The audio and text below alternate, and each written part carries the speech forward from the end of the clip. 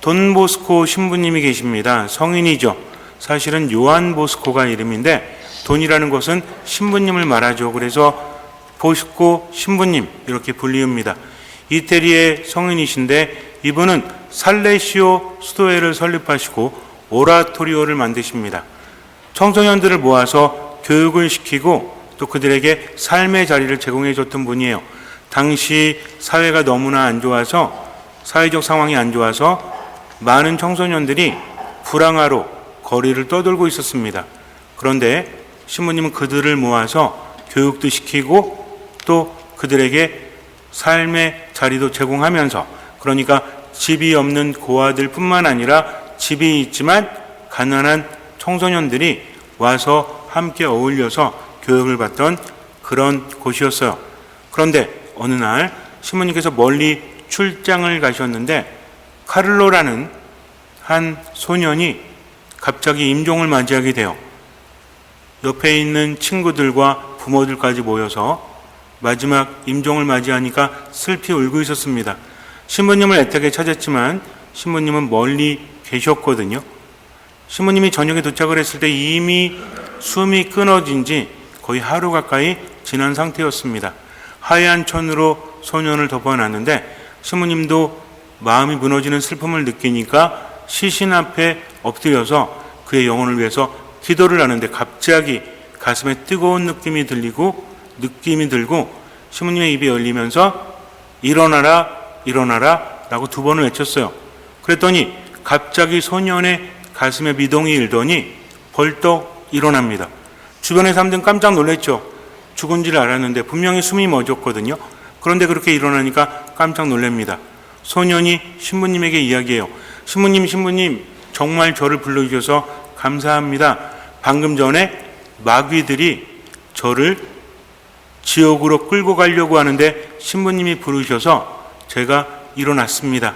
일어난 이유는 제가 예전에 너무나 부끄러워서 고해성사 때 이야기하지 못한 것, 그것 때문에 마귀에게 끌려가고 있었는데 이제 깨어났으니 신부님 저에게 고해성사를 주십시오 하면서 무릎을 꿇어요. 신부님은 고해를 줍니다. 소년은 자기가 고해하지 못했던 부끄러운 일들을 신부님께 다 고해를 해요. 이제 편안한 얼굴로 앉아있는 소년에게 신부님이 묻습니다. 그래, 카를로야, 너는 이제 어떻게 하겠니? 하느님 나라로 하느님 만나러 가겠니? 아니면 세상에 남아서 훌륭한 일을 하겠니? 그랬더니 소년이 잠시 머뭇거리더니 눈물이 글썽글썽하더니 이렇게 말합니다. 부모님도 계시고 친구들도 있고 신부님이 계신 세상이 좋긴 하지만 그래도 저 하느님 나라에 갈래요 하면서 눈을 감더니 임종을 맞이했다고 합니다. 고해성사를 하지 못했는데 깨어나서 다시 고해를 하고 숨을 거두었다는 겁니다. 고해성사는 무엇입니까? 성당에 오면 그냥 줄 섰다가 그냥 앉아있다가 보는 성사? 아니죠. 고해성사를 통해서 죄 용서를 받을 수 있다는 것은 내가 열심히 했기 때문이 아니라 예수님께서 이미 값을 치르셨기 때문입니다. 보라, 하느님의 어린 양, 세상의 죄를 없애시는 분. 죄는 무엇입니까? 죄의 결과는 죽음이라고 하죠. 우리가 죄를 지을 때마다 영혼은 점점 생기를 잃어가요. 나중에는 부패하는 시체처럼 악취가 나면서 생기를 전혀 찾아볼 수 없어요. 영혼이 죽게 되면 마음도 죽고 정신도 몸도 따라서 죽을 수밖에 없다는 거죠. 얼마나 고귀하고 얼마나 대단한 건데 수많은 성인들을 통해서 주님께서는 알려주시죠.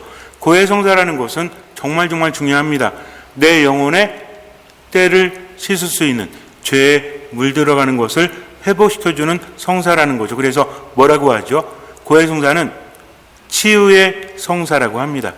고해성사는 사랑의 성사라고 합니다. 고해성사를 통해서 치유되는 거죠. 무엇이 치유돼요? 영혼이 치유됩니다. 그리고 사랑이죠. 그분의 사랑 때문에 죄를 용서받는 거지 내가 열심히 했다고 용서받는 것이 아니거든요. 그리고 화해의 성사라고 합니다. 죄를 짓는 순간 하느님과 멀어지죠. 고해성사를 통해서 하느님과 화해할 수 있는 겁니다. 즉 고해성사는 예수님께서 십자가 위에서 흘리신 피의 값으로 우리에게 그 은총이 주어진다는 겁니다. 그러니 어떻게 해야 돼요? 내 공로가 대단한 건 아니지만 그래도 우리는 그분을 신뢰해야 한다는 거죠. 주님을 신뢰한다면 어떻게 해야죠? 그분의 뜻대로 겸손하고 순명하게 듣는 마음으로 그 안에 머무는 겁니다. 그래서 고해성사 할 때는 어떻게 하면 돼요? 내가 죄를 지었으니 하느님 마음이 아프시구나. 내가 하느님부터 멀리 떨어져 있다. 하느님부터 멀어지면 누가 점점 우리에게 가까이 옵니까? 마귀들이 가까이 오는 거죠. 그러면서 그 영혼을 죽음으로 몰고 가니까 고해성사 몇 번 안 드려도 괜찮던데 이거는 되게 위험한 생각이에요. 영혼이 점점 병들게 되면 어떤 사람들은 깊이 깨닫고 빨리 돌아오지만 어떤 사람들은 그렇지 못해요. 우리 몸의 장기 중에서도 간이라는 놈은 굉장히 둔감하다고 해죠. 그래서 망가져 갈 때 알지 못하고 완전히 망가진 다음에야 그때 눈에 띄게 증상이 나타난다고 합니다. 원래 간은 잘라내도 금세 자라난다라고 하죠. 하지만 완전히 망가져 버리면 더 이상 자라나지 못합니다. 자각 증세가 없다고 해서 괜찮다라고 말할 수 있어요, 없어요? 그러니까 나이가 들면서 자꾸 뭐 받으래? 저도 잘 안 받지만 건강검진 자꾸 받으라고 하죠. 자각 증세가 없어도 문제가 있을 수 있으니까 조기에 발견하는 겁니다. 우리나라가 암 치료를 굉장히 잘한다고 하죠. 수술을. 왜 그런지 아세요? 초기 발견되기 때문에 수술이 쉬운 상태에서 수술을 하니까 성공률이 높아지는 거지.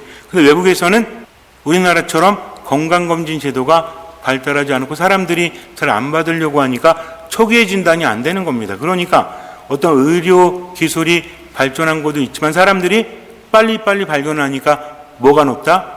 암 수술 성공률이 높다는 겁니다. 그래서 중요한 게 예방이고 건강검진이라고 하죠. 고해성사 안 봐도 처음에는 조금 걸리긴 하지만 시간이 지나잖아요. 죄 짓고 성사 안 보고 죄 짓고 성사 안 봐도 괜찮아요. 무슨 몸에 증상이 있는 게 아닙니다. 그러나 영혼은 점점 죽어간다는 거죠. 그렇게 되면 어때요? 영혼이 죽으면 정신도 육신도 점점 망가질 수밖에 없다. 죄라는 건 뭐죠? 하나님의 뜻을 거스르는 거. 사랑하지 못함도 죄가 될 수 있어요. 내가 기뻐하지 못함도 죄가 될 수 있다. 그러니 어떻게 해야 되겠다? 고해성사를 통해서 치유받고 회복되어줘야 되겠다 하면서 성사를 제대로 보면 용서를 받는 겁니다. 파우스티나 성녀는 수녀님이신데 밀레니엄을 맞이해서 첫 번째로 성인이 되신 분입니다. 2000년대에 들어서.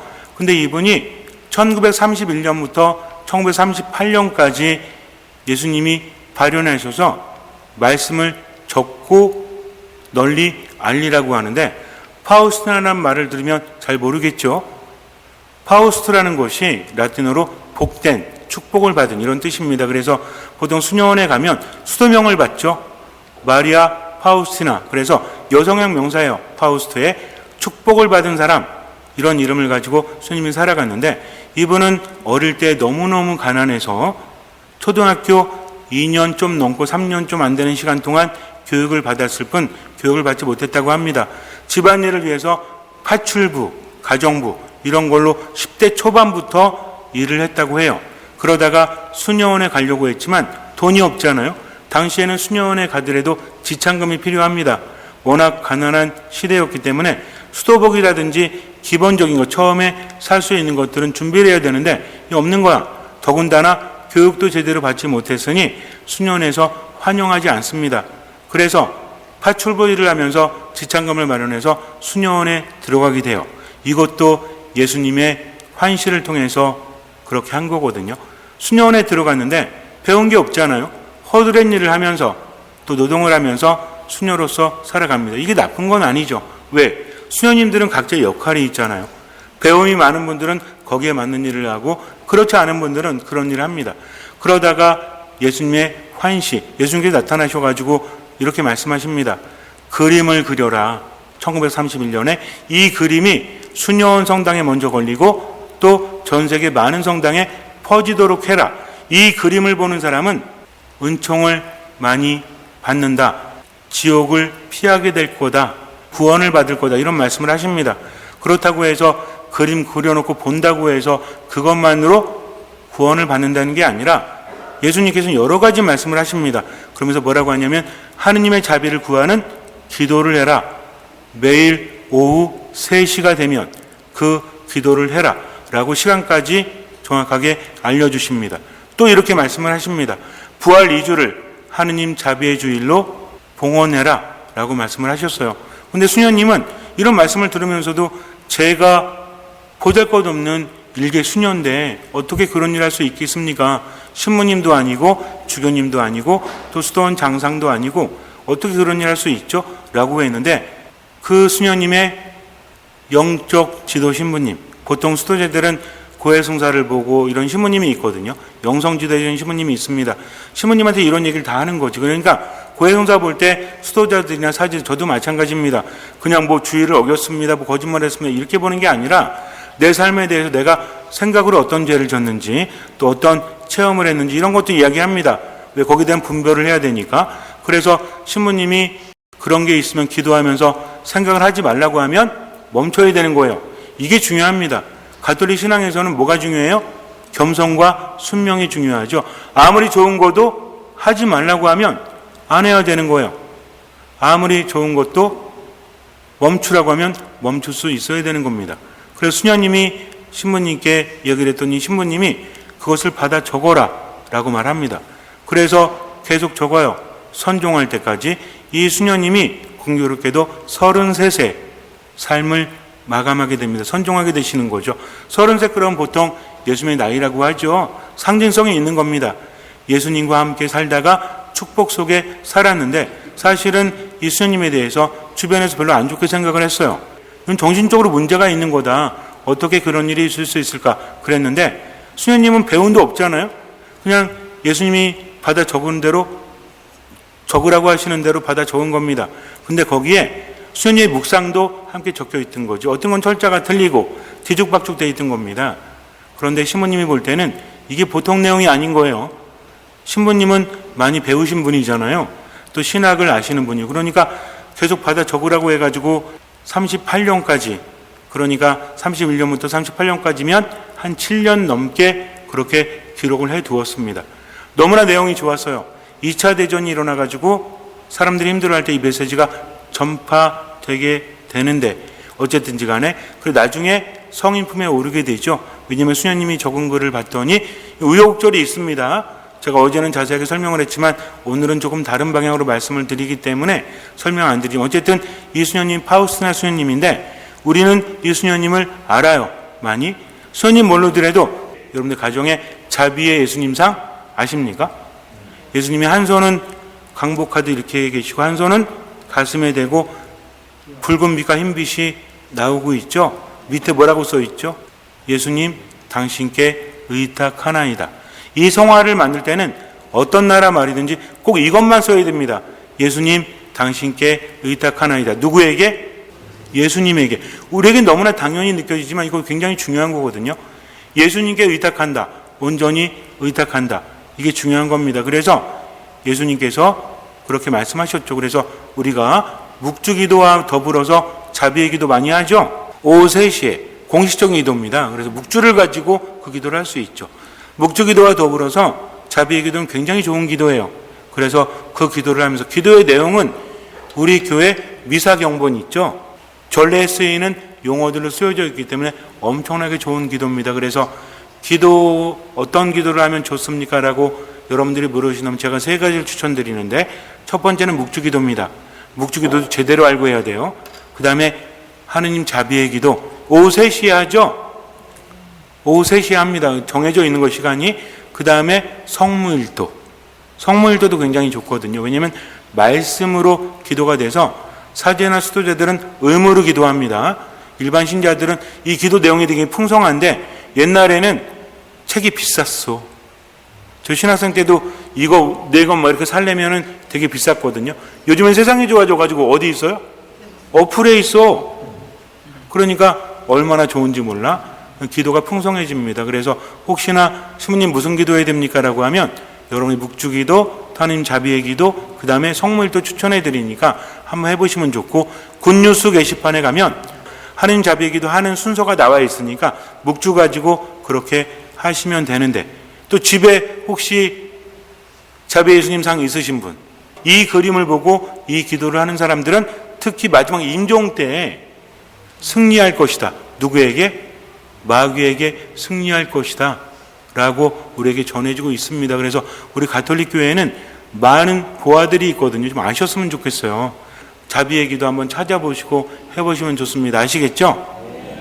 파우스나 성녀 수녀님이 일기를 기록하는데 거기에 예수님께서 반복적으로 고해성사에 대해서 말씀을 하십니다. 잘 들어보세요. 일기 1448번에서 이게 단편적으로 번호가 매겨져 있거든요. 그래서 뭐라고 하냐면 가장 위대한 기적, 고해성사에서 가장 위대한 기적이 일어나며 끊임없이 반복된다. 어디에서 가장 위대한 기적이 일어난다고요? 예수님 말씀이에요. 이거 가장 위대한 기적이 고해성사에서 일어나고 끊임없이 반복되어진다는 거죠. 그러니까 고해성사에 들어갈 때 뭐가 일어난다? 기적이 일어나는 겁니다. 영혼이 아무리 부패한 시체 같아서 인간적으로 회복될 희망이 없어 보일지라도 영혼이 시체가 돼요. 그럼 죽은 거잖아요. 거기다 부패가 된대. 뭔 얘기입니까? 완전히 죽은 거지. 그렇게 희망이 없다고 할지라도 하느님의 자비는 그 영혼을 눈부시게 회복시킨다. 하느님은 어떤 분이십니까? 죽은 영혼도 살리시는 거죠. 내 영혼이 죽어가고 있다면 내가 의식하지 못하고 있다고 할지라도 자꾸 뭐하면 돼? 고해성사를 제대로 보면 되죠. 의무적으로 보라는 게 아니라 정말 고해성사의 가치를 알고 그 안에 머물러야 한다는 겁니다. 그래서 고해성사에서 가장 위대한 기적이 일어나고 끊임없이 반복된다는 거죠. 또 일기 1488에서 신뢰하라. 이거 중요한 내용입니다. 영혼들에게 전하여라. 이 자비의 셈에서 은총을 길어 올리는 유일한 그릇은 오직 의탁, 신뢰뿐이라고. 무엇뿐이라고? 우리가 해야 될 건 뭡니까? 고해성사대로 가서 의탁하면 돼요. 신뢰하면 됩니다. 누구를? 예수님을. 그때 기적이 일어나는 거죠. 그들의 의탁이 크다면 나의 관대하면 아무런 한계가 없다. 우리가 신뢰하면 신뢰할수록 주님께 의탁할수록 주님의 관대하면 한계가 없다는 겁니다. 그렇다면 거꾸로 뭐예요? 신뢰하지 않는다면 그분의 관대함을 받을 수 없다는 얘기죠. 은총의 경류, 폭우, 은총이 폭우처럼 내립니다. 그것이 겸손한 영혼들에게 흘러넘친다. 어떤 영혼들에게? 겸손한 영혼들에게. 그래서 제가 여러분의 겸손을 강조하는 겁니다.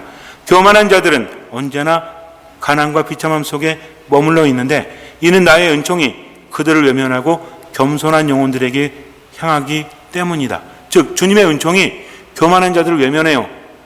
주님은 어떤 분이시죠? 교만한 자들을 떨치시는 분. 기억나지 않으십니까? 레지오 단원분들. 하느님은 교만한 자들을 떨쳐내시잖아요. 어떤 사람들? 겸손한 사람들에게 은총이 모아진다는 거죠. 그래서 가진 사람은 더 갖고 가진 것이 없는 사람은 가진 것마저 빼앗기는 겁니다. 이는 주님의 말씀이죠. 그래서 일기 1602번에 보면 숨어서 기다리시는 주님, 이것도 잘 들으세요. 그러니까 고해성사를 통해서 가장 위대한 기적이 일어나고 반복되어진다. 우리는 뭐 하면 된다? 예수님을 신뢰하면 된다. 그분께 맡기고 그분을 따르면 그것으로 된다는 거죠. 숨어서 기다리시는 주님, 네가 고해소에 다가올 때마다 내가 거기서 너를 기다리고 있다는 것을 명심해라. 사실 수녀님은요, 어떤 체험을 하냐면 고해소에 신부님 자리 있죠? 그래서 신부님의 고해소 문이 살짝 열렸대요. 근데 거기에 예수님이 앉아 계시더래요. 사제가 앉아 있는데 누가 앉아 계신 거야?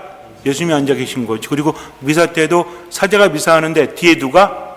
예수님이 계심을 많이 체험했다고 합니다. 근데 이것은 파우스티나 수녀님뿐만 아니라 다른 성인들도 그렇게 체험을 하거든요. 나는 사제 뒤에 숨어 있을 뿐이며 내 영혼 안에 친히 활동하는 것은 바로 나다. 사제는 대리할 뿐입니다. 즉 우리 영혼에 친히 활동하시는 분은 누구시다? 예수님이시라는 거죠. 자비의 은총을 담는 유일한 그릇은 의탁이니 나를 굳게 믿어라. 즉 자비를 담는 그릇이 뭐다? 의탁, 신뢰. 그러니까 무조건 믿고 따르면 되는 거죠. 마지막으로 1725번에서 스크린, 장막에 비유하십니다. 사제는 나에게 있어 그저 하나의 장막일 뿐이다. 뭐다? 장막일 뿐이라는 거죠. 옛날에 구약시대에 하느님 만나려면 직접 못 봤죠. 장막이 있었죠. 그러니까 사제는 못 뿐이다. 그럼 장막은 뭡니까? 하느님을 막는 게 아니라 하느님과 나를 이어주는 하나의 매개체죠. 그러니까는 눈엔 장막이 보이지만 그 안에 누가 계신 거예요? 하느님이 계신 것처럼 눈에는 누가 있다?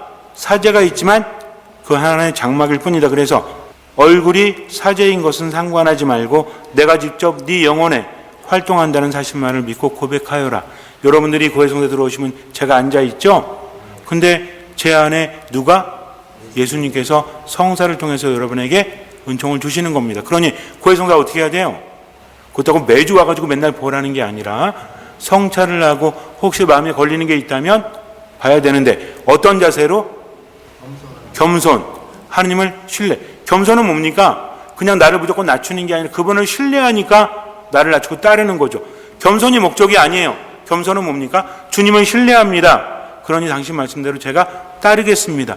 라고 하는 겁니다. 예수님께서 제자들에게 말씀하세요. 사람들이 나를 누구라고 하느냐? 그랬더니 어떤 사람은 세례자 요한이라고 하고 어떤 사람은 엘리야라고 하고 어떤 사람은 예레미야라고 합니다. 이거 굉장한 칭찬입니다. 왜? 이스라엘 백성들에게 있어서 예언자는 엄청난 사람들이니까 그러니까 예수님이 이만큼 대단하다는 거죠. 근데 예수님의 관심은 여기 있지 않아요. 그렇다면 너희는 나를 누구라고 하느냐? 그랬더니 베드로가 스승님은 살아계신 하느님의 아드님 그리스도이십니다. 라고 엄청난 고백을 합니다. 예언자보다 더 높은 분이 누군지 아세요? 그리스도예요. 그리스도는 누구죠? 메시아입니다. 히브리어는 메시아, 히라볼은 그리스도. 기름 부음 받은 자. 누구죠? 구원자. 그러니까 모든 예언자들이 그리스도를 기다렸잖아요. 구원자란 뜻이죠. 근데 누가 고백했어요? 베드로가 고백을 합니다. 살아계신 하느님의 아들 그리스도이십니다. 그 그리스도는 누구다? 하느님의 아들이다. 엄청나지 않습니까? 그랬더니 예수님께서 시몬 바르요나야 너는 행복하다. 왜? 살과 피가 아니라 인간의 지식이 아니라 하늘에 계신 내 아버지께서 그것을 너에게 알려주셨기 때문이다. 이게 신앙이에요. 내가 대단하다고 나를 드러내는 게 아니라 겸손한 사람에게는 주님의 말씀이 들리죠. 어떤 마음? 듣는 마음이에요. 그러니까 하느님께서 함께 하시고 네가 겸손하니 행복하다 하면서 아주 엄청난 말씀을 하십니다. 너는 베드로이다. 베드로란 반석 위에 교회를 세울 터인즉 죽음의 힘도 감히 누르지 못할 거다. 네가 땅에서 풀면 하늘에서도 풀릴 것이요 땅에서 매면 하늘에서도 매일 것이다. 이것이 의미하는 건 교도권이죠. 교황님의 수의권, 교도권을 말하는데 이것은 베드로 개인에게 주어진 거라기보다는 누구에게? 사도들에게. 무엇입니까? 예수님께 십자가 위에서 우리의 죄를 용서하는 구원 행위가 이루어졌죠. 그분이 피를 흘리신 거예요. 근데 이것이 후대에 어떻게 전해집니까? 그냥 혼자서 기도한다고 되는 것이 아니라 예수님의 사도들 제자들에게 무엇을 주심으로? 사도권과 교도권을 주심으로. 즉 무엇을 통해서? 사제들의 고해성사를 통해서 죄가 용서받음을 여기에서 제정을 하신 거죠. 그러니까 땅에서 풀면 하늘에서도 풀리고 땅에서 매면 하늘에서 매일 것이다. 이거는 당시에 율법학자들이 쓰는 표현이었어요.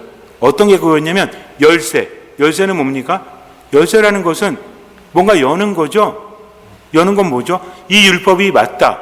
너희는 지켜라. 이 율법이 틀리다. 라고 정해주는 것이 바로 열쇠와 같았다는 거죠. 근데 예수님은 어디의 열쇠? 하늘의 열쇠. 땅에서 용서하면 하늘에서 용서받을 거라는 거죠. 근데 여기 중요한 게 있어요. 그러니까 중요한 건 뭐다? 죄를 지을 때마다 우리의 영혼이 상할 때마다 고해성사를 통해서 우리는 용서를 받을 수 있다. 이 성사죠. 근데 여기에 아주 중요한 게 여러분들은 분명히 맞히실 겁니다. 반석 위에 뭐를 세울 터인즉?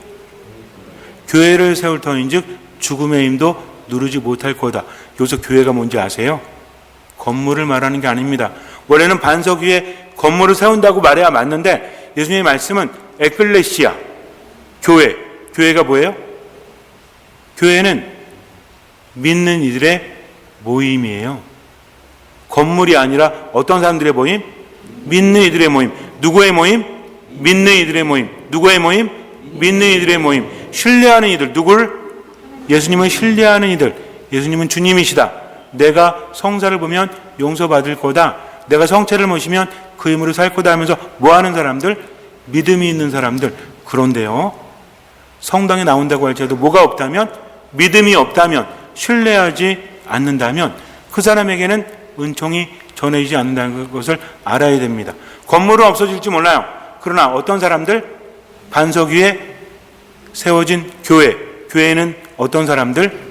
믿는 사람들의 모임은 죽음의 힘도 누르지 못할 거다. 아셨죠? 그러니까 이제는 고해성사 들어갈 때마다 어떻게?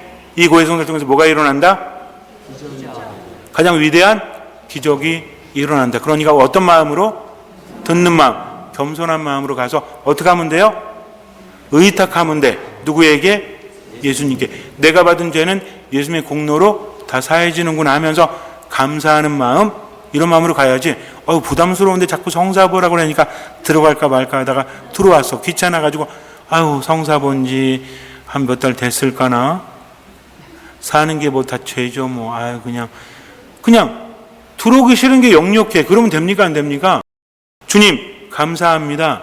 제가 당신의 공로로 구원행위로 용서받을 수 있으니 하면서 내가 지금 치유되고 회복된다는 마음으로 들어오셔야 되겠죠? 신부님 부담스럽죠? 근데 부담 가질 필요 전혀 없어요. 제가 고해를 주지만 여러분들 죄를 듣고 이런 죄를 졌단 말이야? 이럴 것 같아요? 저도 죄인이에요. 얼마나 감사한지 몰라요. 그래서 여러분들이 정말 마음에 있는 얘기를, 그렇다고 해서 저는 저기 국리 사는 김아무개인데요, 이런 얘기 하라는 게 아닙니다. 또 역사를 얘기하라는 게 아니야. 내가 통해한 것만, 그것만 얘기하지. 또 다른 사람의 죄는 말할 필요 없죠. 제가 오늘 남편한테 욕했는데 그럴 수밖에 없었는데 그 인간이 말이죠. 이러면 돼요 안 돼요? 안 되는. 누구의 죄만? 내 죄만 고해하는 겁니다. 어떤 마음으로? 듣는 마음, 신뢰하면서. 이러면 은총이 얼마나 큰지 아십니까? 여러분들 이것도 그래. 어떤 신부님은 감동스러운 말씀을 하신다. 사제의 말은 부차적인 거예요. 진짜 중요한 건 뭐다? 예수님의 구원행위로 내가 용서받는다. 아셨죠? 그러니까 고해성사를 어떻게 봐야 되겠다? 아주 진하게 봐야 되겠다. 뭘 잘하고? 성찰하고 내가 기적을 체험하는 곳이다. 아셨죠? 그러니 어디 안에 머물러야 되겠다? 성사 안에. 특히 미사와 연결된 게 뭐예요? 고해성사죠. 잠시 눈을 감으세요. 마테오가 전한 거룩한 복음입니다. 예수님께서 카이사랴 필리피 지방에 다다르시자 제자들에게 사람의 아들을 누구라고들 하느냐 하고 물으셨다. 제자들이 대답하였다. 세례자 요한이라고 합니다. 그러나 어떤 이들은 엘리야라 하고 또 어떤 이들은 예레미야나 예언자 가운데 한 분이라고 합니다. 예수님께서 그러면 너희는 나를 누구라고 하느냐 하고 물으시자 시몬 베드로가 스승님은 살아계신 하느님의 아드님 그리스도이십니다 하고 대답하였다. 그러자 예수님께서 그에게 이르셨다. 시몬 바르요나여, 너는 행복하다. 살과 피가 아니라 하늘에 계신 내 아버지께서 그것을 너에게 알려주셨기 때문이다. 나 또한 너에게 말한다. 너는 베드로이다. 내가 이 반석 위에 내 교회를 세울 터인즉 저승의 세력도 그것을 이기지 못할 것이다. 또 나는 너에게 하늘나라의 열쇠를 주겠다. 그러니 내가 무엇이든지 땅에서 매면 하늘에서도 매일 것이고 내가 무엇이든지 땅에서 풀면 하늘에서도 풀릴 것이다.